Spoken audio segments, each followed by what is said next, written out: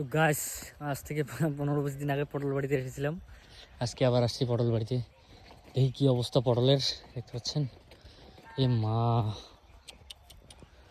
খুবই খারাপ অবস্থা গাছ। এই দেখুন আমাদের পটলের কি অবস্থা। পুরান পাতাগুলো সব মরে গিয়েছে, জল দেওয়া আছে তো, প্রচুর জল দিয়েছি। জায়গাটা ড্যাম আছে, জলের কোনো অভাব হয়নি, কিন্তু সারের অভাব। অ্যাকচুয়ালি সার দেওয়ার টাইমটাই হচ্ছে না, রতনদাও ব্যস্ত, আমিও ব্যস্ত, স্কুল কলেজ নিয়ে দেখি দুই একে কাজ করতে হবে। পটলের অবস্থা দেখে সত্যিই খুব খারাপ লাগলো। এদিকে আবার নতুন ডালও গজাচ্ছে।